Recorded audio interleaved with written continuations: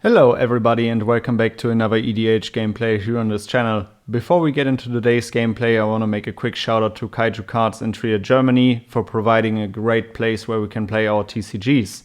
Christopher has brought back his Daxos deck with a few upgrades and we are all excited to play against it. Matthias is new to this channel and he is playing his first commander deck Hapatra, Vizier of Poisons, which focuses on deploying -1/-1 counters and creating an army of snake tokens. Timon is bringing his Atraxa Grand Unifier deck, and we are all not looking forward to seeing him resolving this creature. I have recently built Aragorn the Uniter, and I'm super excited to see all of those cast triggers. So I'd say let's jump right into the gameplay. Christopher starts us off, draws for his turn and plays a plains as land. He passes the turn, so Matthias plays an Ifnir Deadlands as land for turn and passes the turn. Timon plays a Windswept Heath as land for turn and immediately cracks it to find a Rafine's Tower. He passes the turn. I draw for my turn. I play a Seachrome Coast and I immediately tap it to cast a Soul Ring. I pass the turn, so Christopher draws. He plays a Swamp as land for turn and taps 2 to cast a Seal of Cleansing. It enters and he immediately sacrifices it to destroy my Soul Ring. He passes the turn. Matthias draws for his turn and plays a Boseiju Who Endures as land for turn. He taps 2 mana, taking 1 damage from the Deadlands and casts his commander Hapatra. He passes the turn. Timon untaps and draws. He plays a Breeding Pool tapped and passes the turn. I untap. I play a Mossfire Valley and I tap 2 to cast a Rampant Growth. I announce that I find an island and pass the turn. Christopher untaps and draws. He plays another plains as land for turn and he taps 3 to cast his commander, Daxos, the Returned. After that he passes the turn. So Matthias untaps and draws. He plays a Riveteer's Overlook as land for turn, he gains a life and he finds a forest to the battlefield tapped.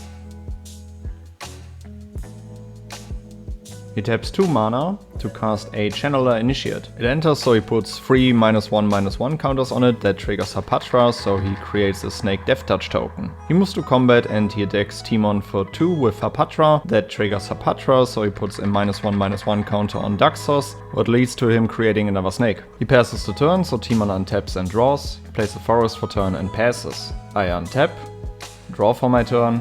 I play a Temple of Mystery, scrying 1 to the bottom. And afterwards I tap 3 to cast Gregor Shrewd Magistrate. Afterwards I pass the turn. Christopher untaps, draws for his turn. He plays a Tainted Field as land. He moves to combat and attacks Timon with Daxos. Timon takes 1. And in the second main phase, Christopher pays 3 mana to cast a Phyrexian Arena. He passes the turn, so Matthias untaps and draws. He plays Shizu as his land for turn. He taps a total of 3 mana to cast a Primal Growth with Kicker. He sacrifices one of his snakes, so he finds 2 basic lands untapped to the field. In response, Timon casts a Worldly Tutor, finding an Uro to the top of his library. Then Matthias taps a total of 3 mana to cast a Shadowfang. Afterwards he moves to combat and Hapatra attacks Timon for 2 and a 1/1 Death Touch snake goes to Christopher. Both take their damage. And Hapatra triggers and puts another -1/-1 counter on Daxos, so he also creates another snake token. And in addition to that he also creates a squirrel due to Shadowfang. After that he passes the turn, so Timon untaps and draws Uro. Timon pays 3 mana to cast Uro, so he gains 3 life and he draws a card. He puts a Brushland onto the battlefield and Uro sacrifices itself. He passes the turn, so I untap, I draw for my turn. I go to combat and I attack Timon with Gregor, so he takes 1 and I draw a card. After that I play a Ristless Bivouac as land for turn. And then I tap another 4 mana to cast an Elven Chorus. I pass the turn. Christopher untaps. He draws for his turn. He taps 2 mana to cast a Sign in Blood targeting himself. He loses 2 life and he draws 2 cards. Then he remembers that he missed his Phyrexian arena trigger, and so we all allow him to draw a card for losing 1 life. He passes the turn, so Matthias untaps, draws for his turn. He taps a total of 5 mana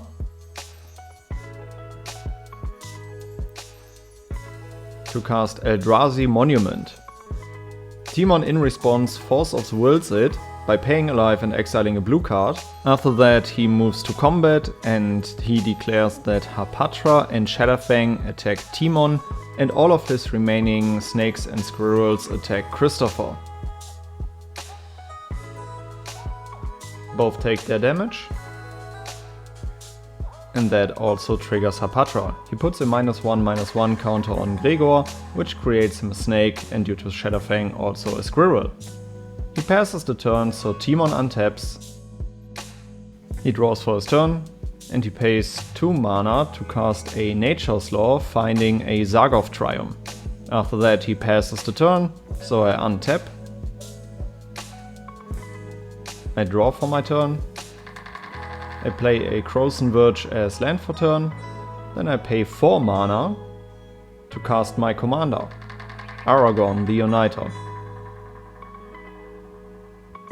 After that I pay another 2 mana due to the Elven Chorus, and I cast Shanna, Sisay's Legacy. On cast that triggers Aragorn, so I create a human token and I give Gregor +4/+4 until end of turn. I pass the turn, so Christopher untaps. He loses life for his Phyrexian arena, draws a card and draws a card for turn. He plays a land for turn and he taps a total of 6 mana to cast a Demon of Fate's Design. He pays 5 life due to the demon to cast a Sphere of Safety. After that he passes the turn, so Matthias untaps and draws for his turn. He plays a Woodland Chasm as land for turn. He casts a Garruk Wildspeaker and uses his +1 ability to untap 2 lands. He taps a total of 5 mana to cast an Hour of Promise. Finds 2 lands to the field, which are Urborg, Tomb of Yawgmoth and Cable Coffers. After that he moves to combat. He arranges all of his tokens and finally declares his attack as Hapatra, Shadowfang and all of his squirrels attack Timon and 3 of those snakes attack me. We take our damage.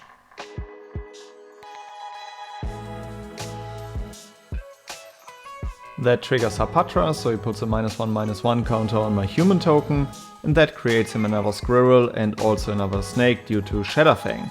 He passes the turn, so Timon untaps and draws for his turn.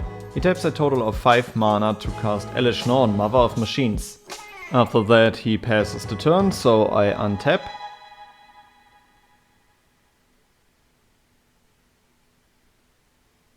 And draw for my turn. I tap a total of 2 mana to cast Katilda, Dawnheart Prime. On cast I create a human token and I give Gregor +4/+4. I move to combat and I declare an attack on Christopher, so I do have to pay 3 mana for the Sphere of Safety, and then he connects. That allows me to draw 4 cards due to Gregor. And after that I pay an additional 3 mana due to the Elven Chorus to cast a Cultivate. I find 2 basics. With that I pass the turn, so Christopher untaps. He has a Phyrexian arena trigger, so he loses a life and draws a card, draws for turn, plays a land for turn. He attacks Garruk with his Demon of Fate's Design. So Garruk dies. He taps a total of 5 mana to recast his commander, Daxos the Returned. He uses the demon's ability and pays 2 life to cast an Underworld Coinsmith. He gains a life, but due to Elish Norn he shouldn't, but we will catch that in a minute. After that he passes the turn, so Matthias untaps. He draws for his turn. He casts a Whisper Silk Cloak for 3 mana.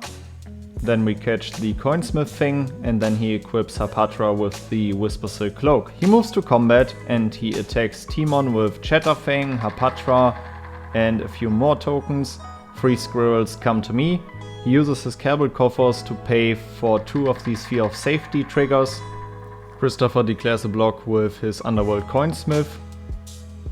So overall we all take a little bit of damage. I take 3, Christopher takes 1 damage and Timon takes an overall of 7 damage due to this attack. After that Hapatra triggers, so he takes out my Catilda with the -1/-1 counter, and so he creates another snake and another squirrel.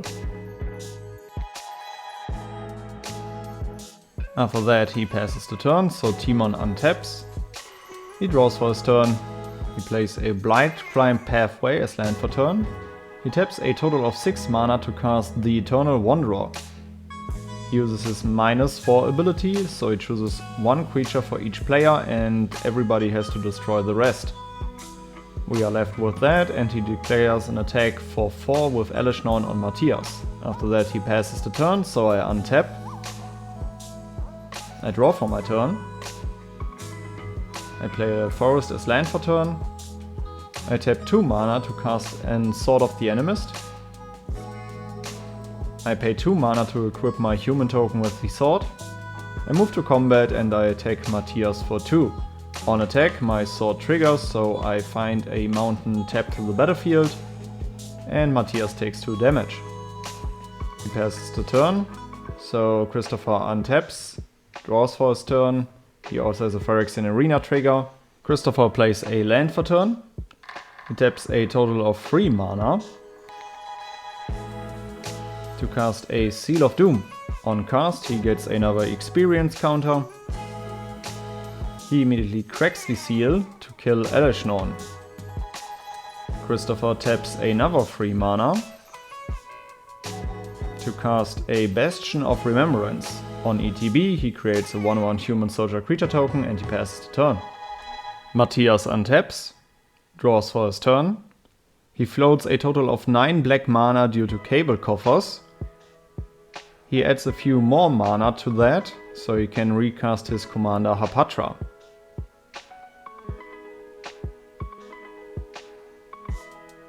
He uses the remaining 7 floating mana to cast Grim Puppet. Due to it entering, he creates another snake token due to Hapatra. He pays 3 more mana to cast Cultivate. He finds a basic land tapped to the battlefield and another one to hand, which he immediately plays as his land for turn. He attacks the Eternal Wanderer with his Squirrel token, and in his second main phase he equips Hapatra with the Whisper Silk Cloak. After that he passes the turn. Timon untaps, draws for his turn. He pays 4 mana and exiles cards from his graveyard to cast Uru. In response I crack my Frozen Verge to find a Forest and the Plains. I find a Catria Triumph and a Canopy Vista. Uru enters, so he gains 3 life and he plays a Plaza of Heroes due to its trigger. I move to my turn and I untap and I draw for my turn. I play a Plains as land for turn and then I tap a total of 6 mana to recast my commander, Aragorn the Uniter. Afterwards I move to combat and my human token attacks Matthias. On attack I find a basic land tapped to the field, which is a forest. And Matthias takes 2. My second main phase I tap 5 mana to cast Lorien's Reveal. That triggers Aragorn, so I scry 2 first. I scry 2 and put both on bottom.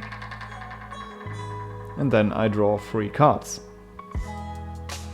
After that I pass the turn. Christopher untaps. He loses a life due to his Phyrexian Arena and draws a card. He draws a card for turn. He plays a Swamp as land for turn. He taps a total of 4 mana to cast Return to Dust. He targets my Elven Chorus and the Puppet. In response, Matthias removes a -1/-1 counter and puts a -1/-1 counter on Daxos. That creates him a snake due to Hapatra. He does it again, trying to kill Daxos, and in response Christopher uses Daxos' ability to create a spirit token.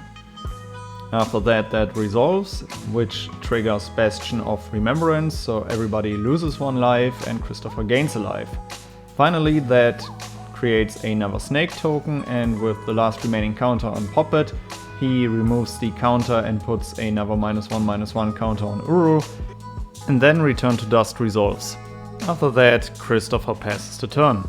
Matthias untaps, and he also draws for his turn.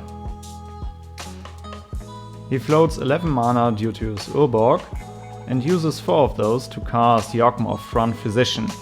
And this is where I will just summarize what happened, otherwise this episode would go for more than 20 minutes, because he basically starts to sacrifice his tokens to put -1/-1 counters on our creatures, which will net him another creature due to Hapatra, and he also draws a card. He does this over and over again and draws cards until he finds one of his drain effects, in this case for a Blood Artist, which he then resolves, and he also gets back his Shadowfang due to a Green Warden of Murasa. He recasts Shadowfang and then he's able to net tokens with every sacrifice. He puts the -1/-1 counters on his own creatures, and due to Blood Artist and Shadowfang he starts a loop, which allows him to drain us all out and win the game.